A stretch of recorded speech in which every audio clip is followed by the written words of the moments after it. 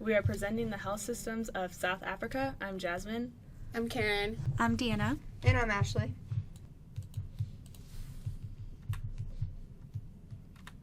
South Africa is known as the Rainbow Nation because of the many ethnic groups that make up its population. Due to the fact that there are many different cultural aspects, it is difficult to pinpoint an exact generalization of the culture. Much like modern outlooks in developed countries, there are differences between rural and urban dwellers in South Africa.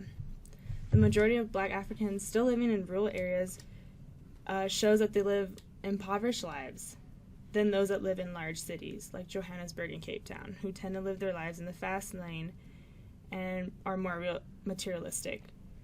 The government established is Republican, which means that it is ruled by law or constitution, and they are concerned with the inalienable rights of the people of South Africa. The social mores that account for the cultural beliefs, such as the differences they see between genders, women are seen as less important as well as less deserving of power than men. This is due to apartheid that was present back in the mid-1900s, which emasculated black males along with the whites. Apartheid is racial segregation in Africa. Slowly but surely, there is a growing progress towards reaching advancement in the rights of women, both rural and urban. Highly developed traditional medicine is still practiced in South Africa. South Africa accounted for 40% of the gross international income of the sub-Saharan continent, which is the biggest behind Nigeria. The sectors that account for most of the economy is agriculture, mining, and manufacturing of products. Back in the 19th century, most of their economy was based off of agriculture and livestock farming. Soon after the large deposits of diamond were discovered in the late 1800s, it became the main force that drove the development of South Africa's richest economy. However, the GDP declined, but it still accounts for most of the economy's exports. Production manufacturing still contributes relatively small, but the automotive industry accounts for 10% of exports. Tourism has also been growing and contributes to most jobs in the country. South Africa is divided into public and private healthcare. In South Africa, the access to healthcare for 80% of the population is severely poor. The only available insurance is private insurance, and it is too expensive for low-income individuals and families to afford. All citizens have access to primary health care and to free public health care services. The treatment is very minimum and basic, which indicates that the services provided do not go past a certain treatment, so individuals are receiving only half the care they might or truly need. Recently, in South Africa, there has been many plans to create access to health care for the whole population. This has been worked on by the National Health Insurance. The main goal is to ensure that everyone has access to a defined, comprehensive package of healthcare services. Public health care provides care to so many people, and the hospitals are usually understaffed and overwhelmed by a lot of patients. They are so extremely crowded that people usually have to come back 2 days in a row just to receive care. The low-income families and individuals rely solely on public health care system. In the private healthcare system, their system is really good, and they have many different plans that are given to individuals who pay for the private insurance. One popular insurance company in South Africa is the Discovery Health. They provide many plans to individuals. Looking at the site, there is executive plans, comprehensive series, priority series, and the Saver series. But as you can see when looking at the different services that they provide, some are limited. The Saver series is limited to different services compared to the priority series, and so on and so forth.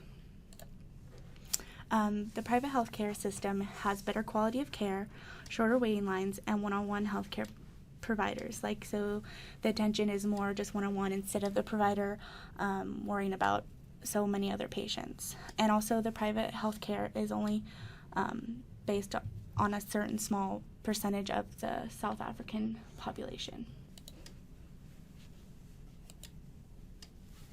South African healthcare delivery and financing is inequitable. Those who are rich in the country tend to spend far more than those who are poor. Those who have money in South Africa are those who receive both public and private sector benefits. distribution of benefits are not beneficial with the need for health care, and they strive to find a more universal health care system. Healthcare is financed by general tax, which is 40%, private medical schemes about 45%, and out-of-pocket payments 15%.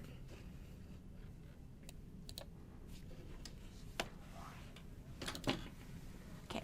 In South Africa, there are many healthcare benefits that are given through primary healthcare.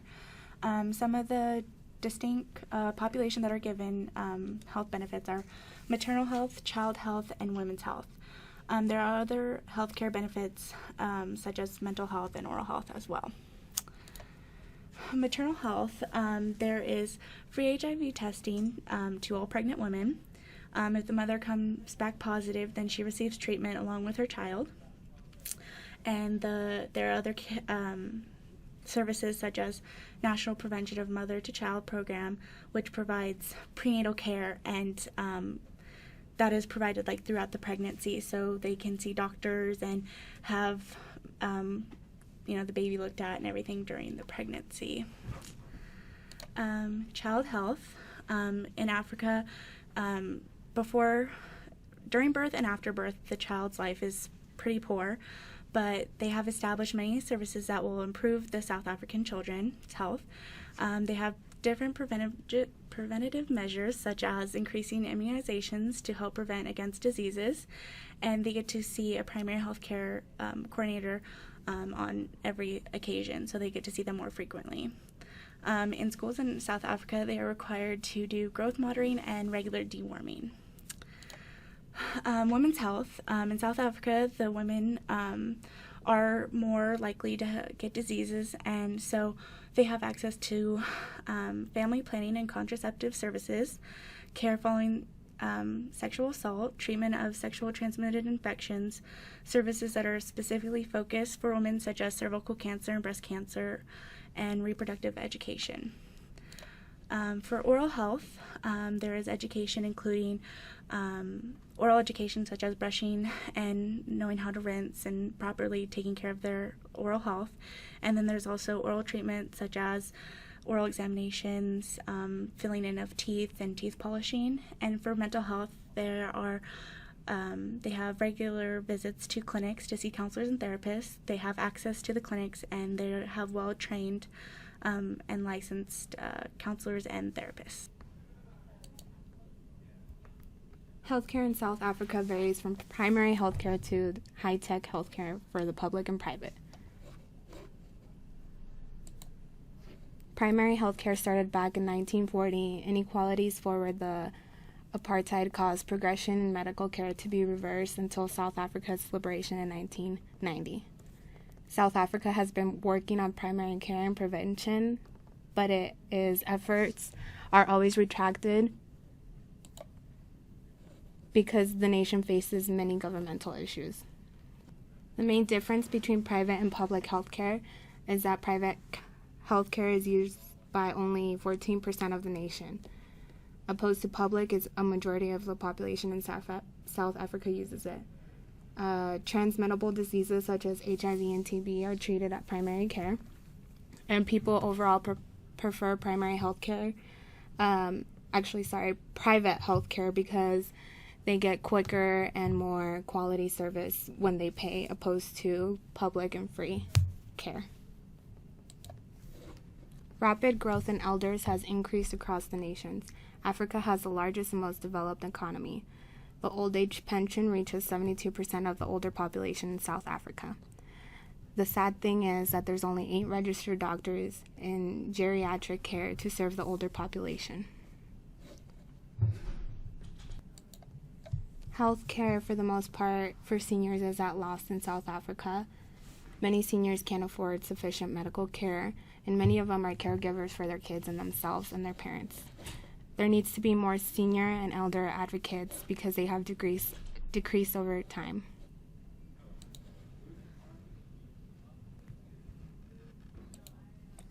There is a card offered to those who qualify. To qualify, one must be registered in the database and make an income of less than 300,000 rands annually, which is equal to $22,500 US. The card for veterans gives them free access to healthcare services in different military health facilities across the country. They estimate to issue a total of 4,800 of these cards to South African military veterans throughout 9 provinces. They believe military health is essential to having contribution to an effective and efficient country. Since the year 1994, more than 1,600 different clinics have been added or changed by the government to improve primary healthcare access. There are 500 public hospitals and 215 private hospitals in South Africa. Nelson Mandela was a very prominent leader and president from South Africa. Led oppositions against apartheid. And this concludes our presentation.